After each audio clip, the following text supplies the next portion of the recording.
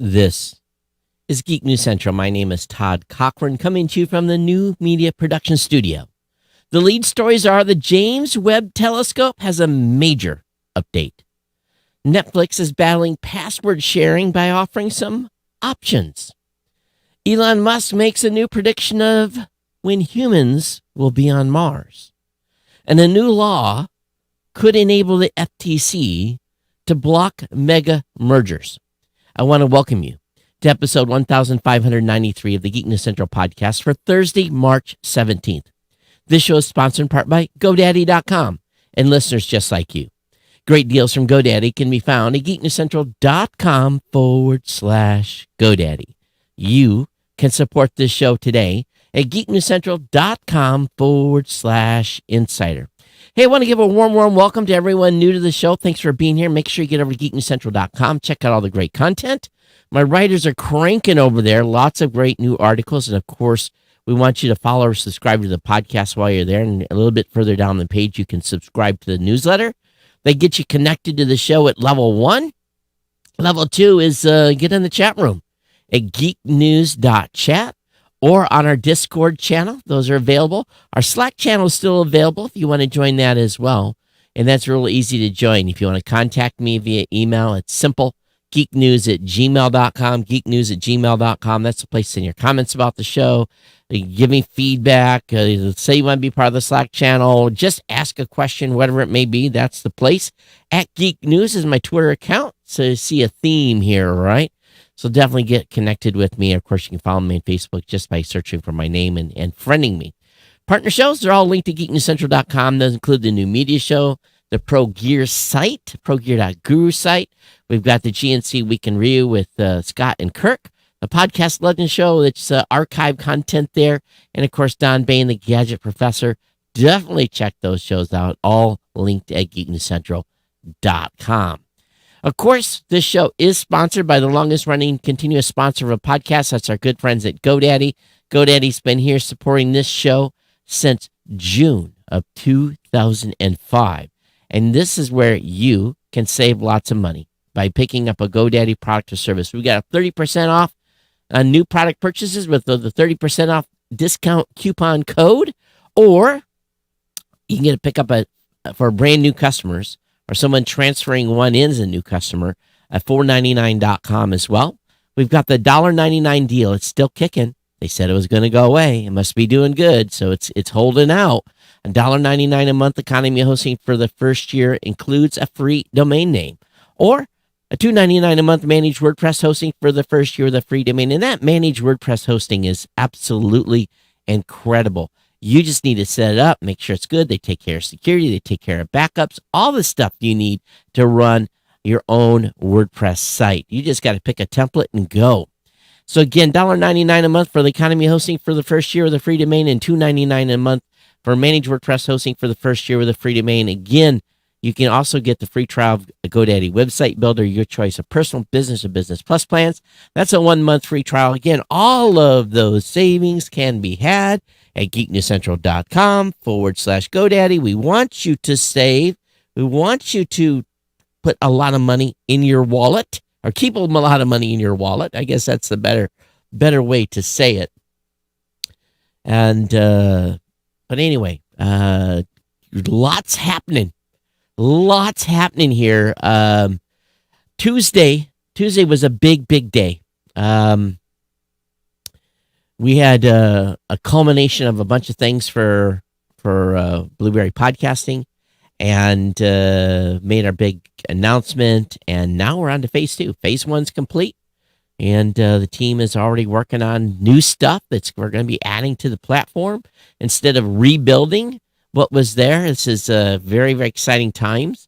So very, very happy with that. And of course, just the beginning of what we're getting ready to do. Speaking of which, Podcast Movement Evolutions is next week. I will not be here next week. There'll be no show. I leave to go to Detroit Monday evening. I fly out early Tuesday morning. I'm in LA all week. I come back on Sunday. I'll be back here a week from Monday with another edition of the show. It's going to be out. So definitely check out the partner shows at geeknewscentral.com. That's a great thing to do. of course. And but again, it's just been busy here. This whole week has been kind of a whirlwind. Lots of work. Really proud of the team. Incredible job getting to where we are. A monumental amount of work, and I'm actually a little pressure off, because we've hit this phase one, but 2 years of cranking to get to this point. And for those of you that are considering doing a podcast, we want you to consider Blueberry Podcasting. And it's really easy to get starting. Start a free trial from my website at geeknesscentral.com. You get a 60-day free trial. Or you can just come right to the website and click on that, and you only get 30 days. But you get a chance to go through and look at what we have done, and some of the images of some of the user interface updates and stats and all that stuff. Lots of work. So anyway, going to go ahead and get right into the text content tonight. Don't want to hold everyone up too long, but I will say this. NASA's $10 billion Webb Space Telescope has reached a huge milestone with a new image being released, and it is crispy clear. And while the purpose of the image that is in the article was to focus on a bright star at the Center for Alignment Evaluations, Webb's optics and near cam are so sensitive that the galaxy and stars seen in the background show up as well. At this stage, the Webb mirror alignment, known as fine phasing, each of the primary mirror segments has been adjusted to produce one unified image of the same star, only using the near cam instrument. And they are very, very close to finishing this up. And they say that their telescope is outperforming their expectations. So very, very soon, we're going to be looking off into the abyss and looking at some stars and galaxies. And it's going to be exciting to see what the James Webb Telescope is able to produce for us and able to add as a science platform. So let's just talk just a little bit here. Netflix, for years, a lot of people have shared their password. I have one Netflix account that my son uses and I use, so it's really within the family still. But Netflix is fighting password sharing with a test of what's called a $3 extra member fee.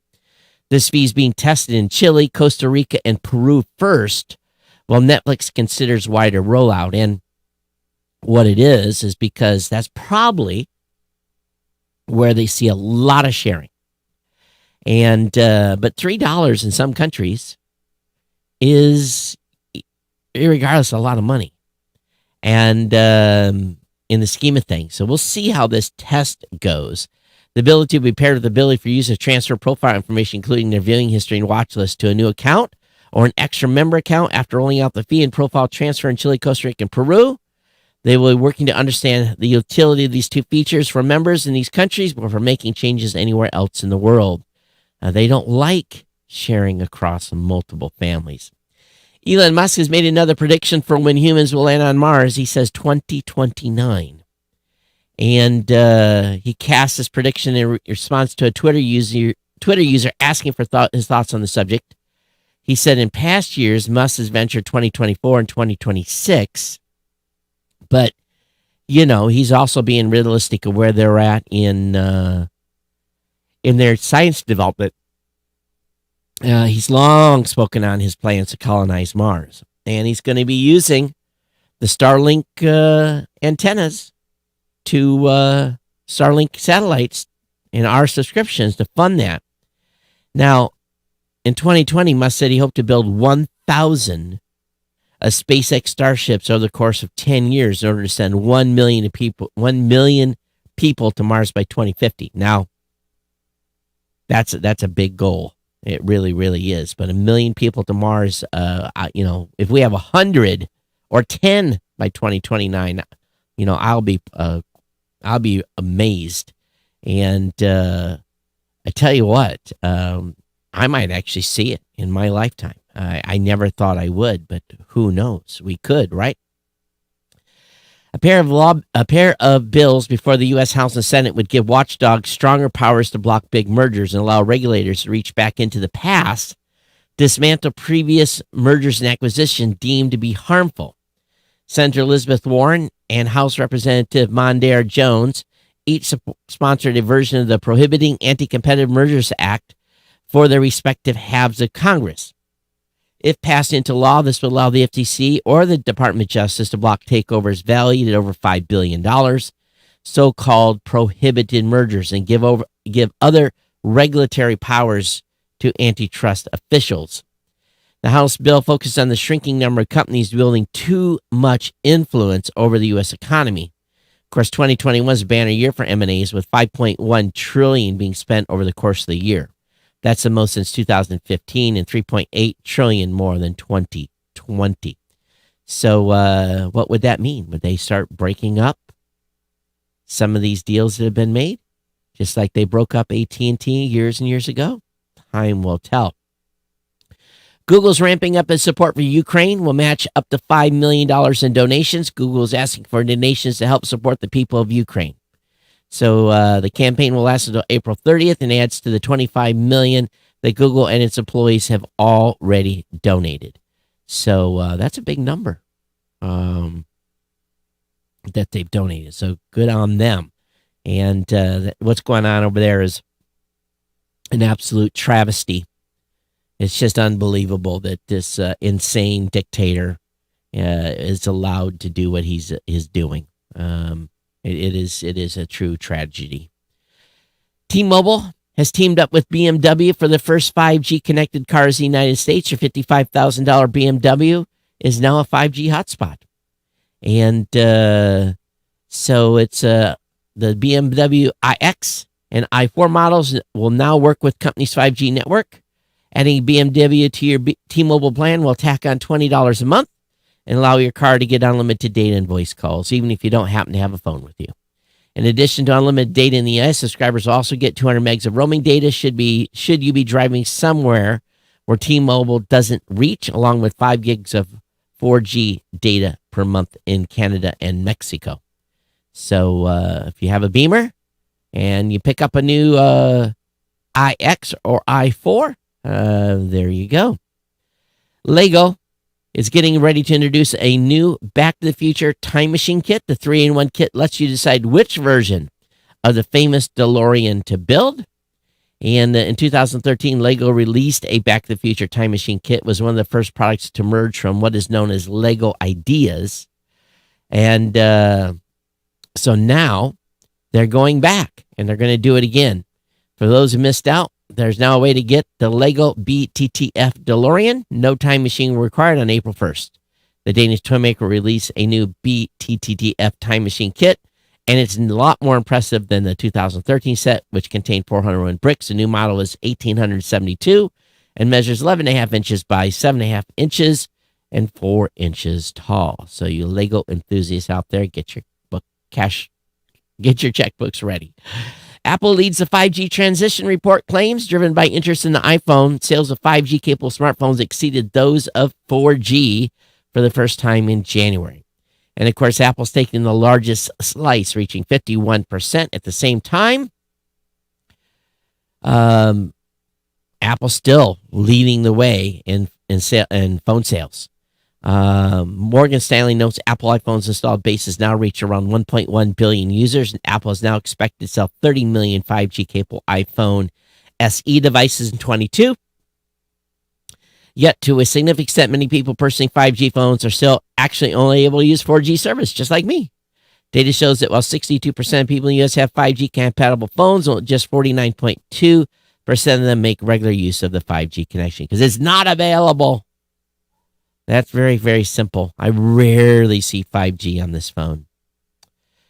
Google has made a determination that threat actors are working as an initial access broker for the Conti ransomware hackers. And what these folks are doing, this group is called, the group which Google refers to as Exotic Lily, basically acts as an initial access broker, finding vulnerable organizations and selling access to their networks to the highest bidder.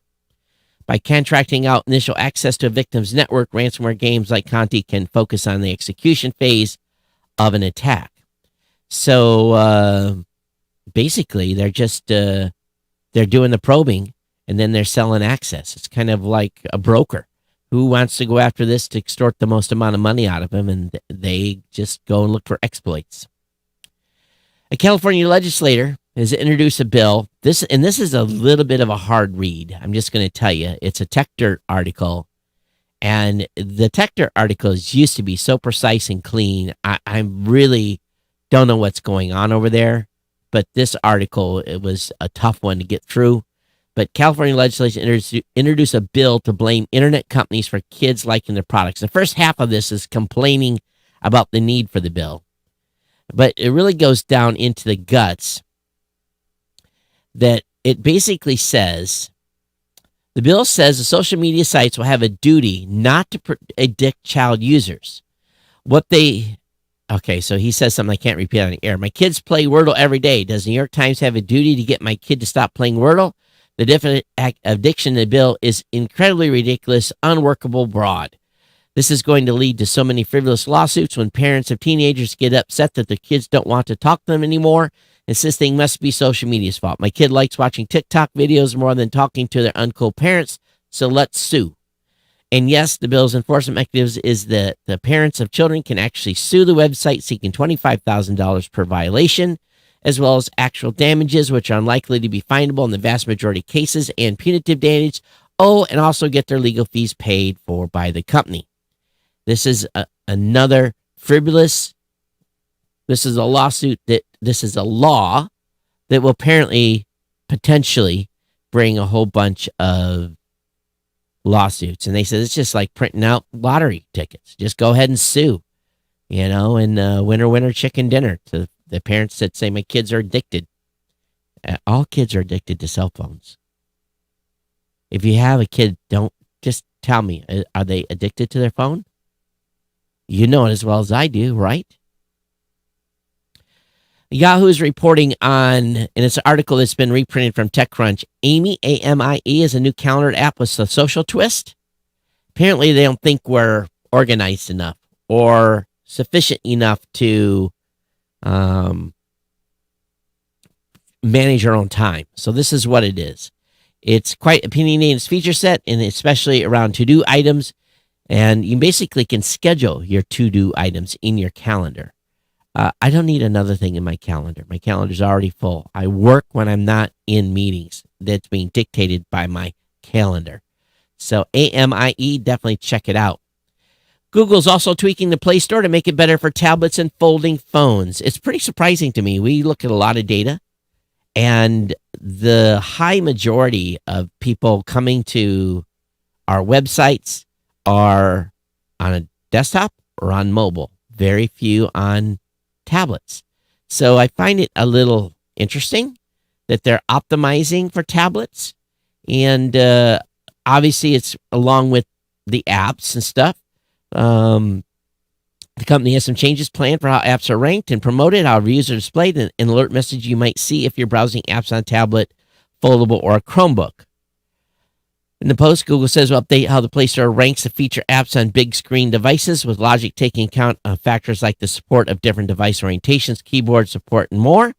The company says the change, which will take place in the coming months, is meant to prioritize high-quality apps and games and help make sure the first apps people find are ones that work well on their device. So interesting. I've often downloaded apps that were small screen on a tablet. T-Mobile is going to be adding PIN protection to its port out process. This is another line of defense against SIM swapping. So basically, someone tries to steal your number, they're going to have a PIN to do it, and that PIN's going to have to come from the originating phone. So I guess that's how it works. So kind of interesting here what they're doing there. Swim swap or point out attacks have become popular with cyber criminals, and so they're trying to put a clamp down on this little by a little. Qualcomm has revealed it's not selling to Russia during a Twitter spat with a Ukrainian official, And it basically in the tweets posted yesterday, Fedorov accused Qualcomm of still having its products available in Russia, saying that this was inadvertently enabling the Russian state to kill Ukrainians. Tibbetts responded by claiming that this is not correct and state we are complied with U.S. sanctioned laws, are not selling products to Russian companies. He also says Qualcomm wants a peaceful resolution to the aggression. But Fedorov also directed his anger at SAP, which he claims continues to support Russian businesses and government-owned organizations, such as Aeroloft, is reported earlier this month. SAP CEO Christian Klein said on March 7th his firm would continue to serve its existing customers within the scope of its contractual commitments. As far as sanctions, export control restrictions permitted, but it was not accepting new orders. SAP's very high-end, very expensive product. If any of you ventured to buy that Apple Studio display, well, people are not impressed with the webcam. And Apple said that an update should address complaints about image quality from the webcam. In this day and age, you better get the webcam right. Come on. That's like 101 stuff, right? You have a beautiful display and the webcam sucks. Not good. Well, because of the Russian conflict in Ukraine, ExoMars rover launched acts over Russia tensions. The European Space Agency will need to source a different rocket, lander, and descent stage in time for the next window in 2024. So it must be they were buying a bunch of stuff from Roscosmos. In the midst of these high hopes, Russia was hit with economic sanctions of Ukraine. The rover, a joint project of Russian space agent Roscosmos, was deemed very unlikely to launch. Roscosmos was to provide the lander and descent stage for the rover, as well as the Proton rocket on which the mission was to launch. And that's all locked down right now. Nothing's going to happen. So that may, obviously, it probably won't happen. The ESA's rover to Mars is going to be put on indefinite hold. Maserati, not like many of us can afford that. Maserati plans to go fully electric by 2025. The Italian automaker would debut its first BEV, the 1,200 horsepower Gran Turismo Folgore, in 2023. And wow, how much is this car going to cost? 190 miles per hour? It doesn't say. If you have to ask, you can't afford it, right? That's how that works.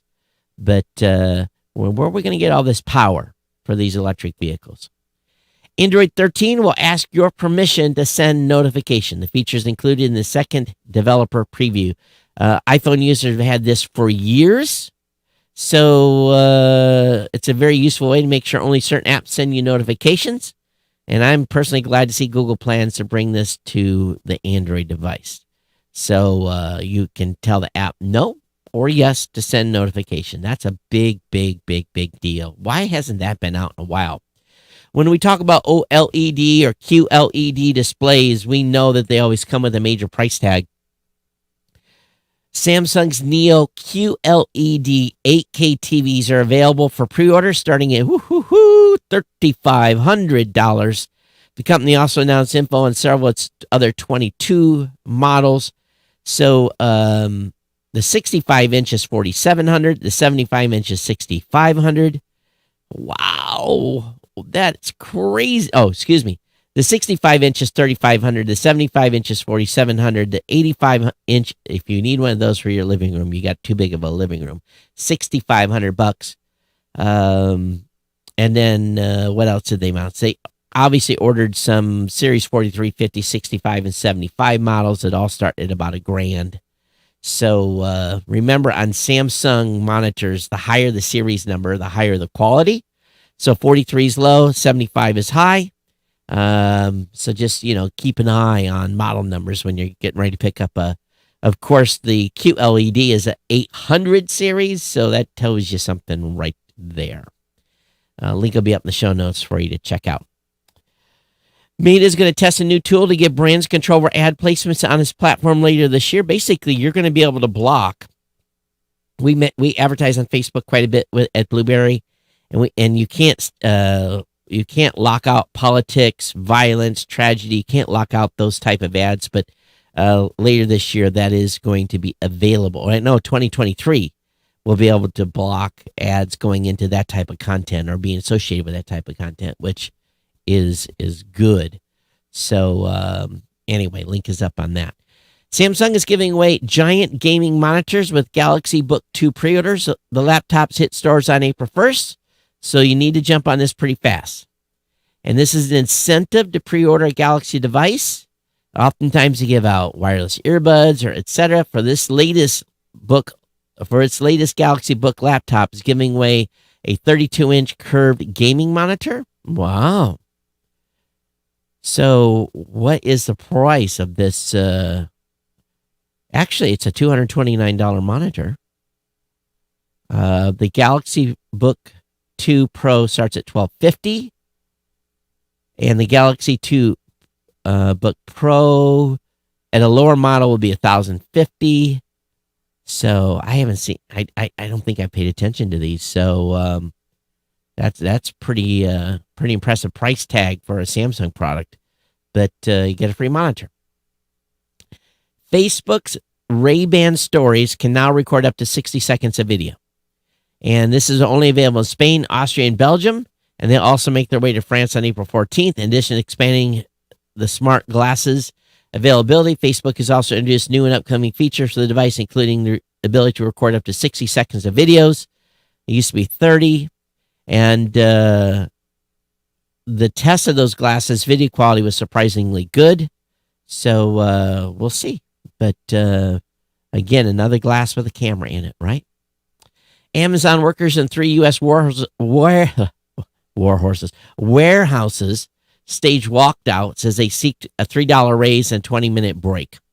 So over 60 Amazon workers at three warehouses, I can't say that tonight, in New York and Maryland, did a walkout. They want a $3 raise, and they want breaks. And they wanted pandemic-era policy of 20-minute breaks.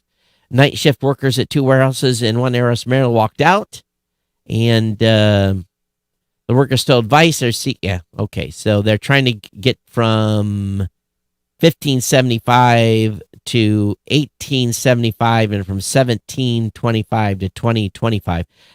We got a McDonald's locally here that's paying $21 an hour right now. Another company paying $21 an hour, $2 more if you show up to work on time, and 3 hours for nighttime differential. It's amazing. It's really amazing where wages are going. It need to be with the cost of everything. All right, big news out of NASA. The rollout of the towering space launch system at $4.1 billion per launch with its Orion crew capsule marks a key milestone. It's doing the crawl out to pad 39. The process of moving the 5.75 million ton 32-story SLS Orion spacecraft. They're going to go out and fuel it up. They're going to do a complete countdown, and then they're going to chop it with the seconds to go. So they're going to do a full dress rehearsal. Then they're going to, it's called a wet dress.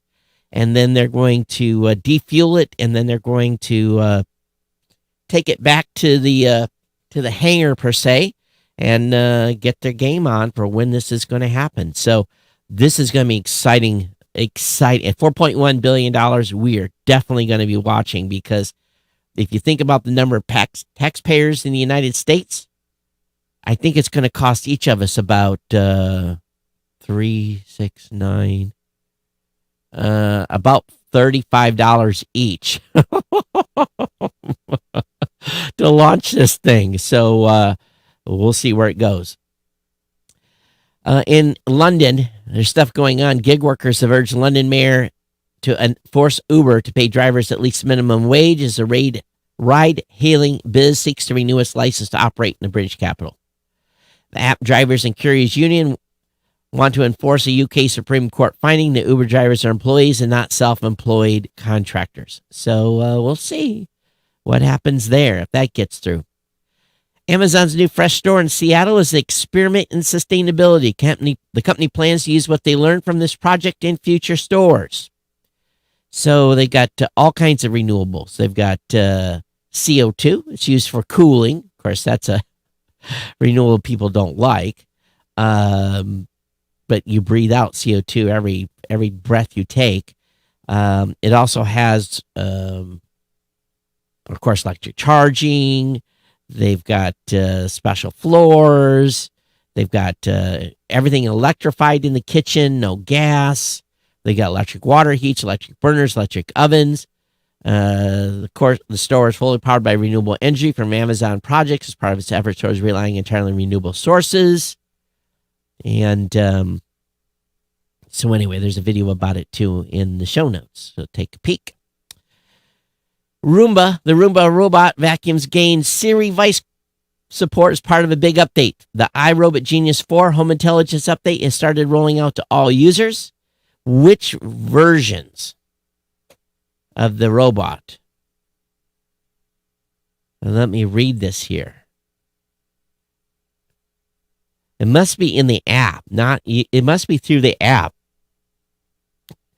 Users that own a Roomba S9, S9 Plus, Roomba J7, J7 Plus, i7, i7 Plus, and Brava Jet are all able to be Siri controlled. So I guess you can talk to your robot instead of bending down and pushing the button to get it started. The FCC gives Pacific Network 60 days to leave the United States.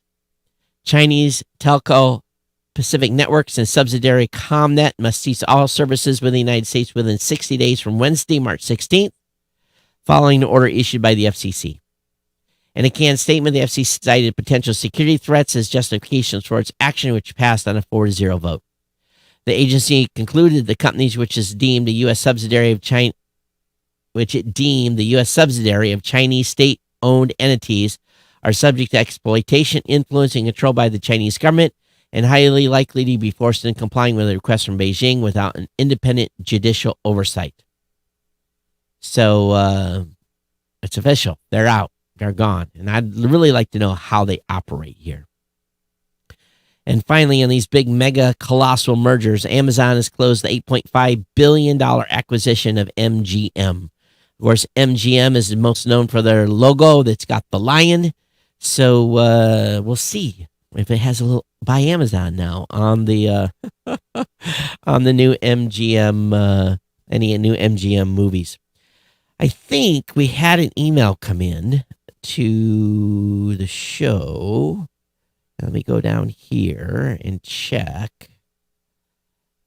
Bob says, "Hey, Todd, I just listened to your latest podcast where you talked about NASA increasing costs with their rocket contracts.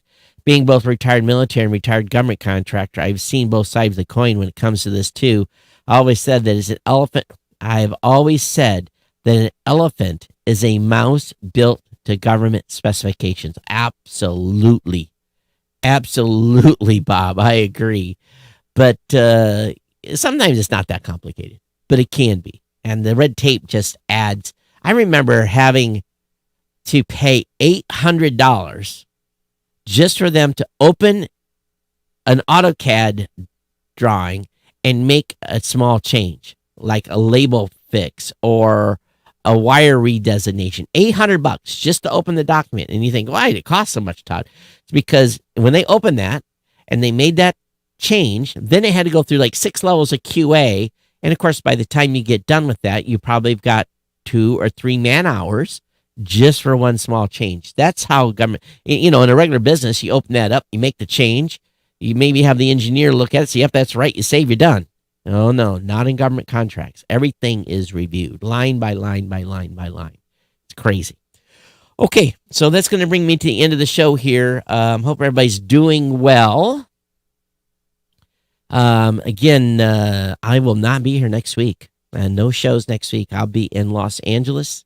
If you're in the LA Basin area, let me know. I'm going to Podcast Movement Evolutions. In the evenings, we'll be doing stuff. Feel free to come out and hang out at the bar. I'm happy to buy you a cocktail. But definitely next week's a big week for us. Back in the saddle. This is our second, face-to-face, actually third, since the pandemic's been over, third face-to-face. They're expecting up to 3,000 people. I'm hoping it. There's no mask mandate. Just got to show my vaccine card, and we're good. So exciting time. Still got to wear a mask on the airplane. No, I won't forget to pack that. But other than that, it's a beautiful thing. All right, everybody, thanks for being here. geeknews@gmail.com. geeknews@gmail.com. It's been my pleasure to bring you the show. We'll continue the march to 1600 when I get back from L.A. I do have one trip to Vegas in late April. Going to go out there for the NAB show that was canceled and has now been rescheduled. But and then a couple of trips in May, maybe even 3 trips in May. It's kind of shaping up to be kind of crazy. So maybe keynoting out in Dallas. Definitely going to be in Florida twice. So a very, very, very, very, very full month in May. All right, everyone, take care. We'll see you next time here on the Geek Central podcast. Everyone, take care and see you next time. Bye-bye.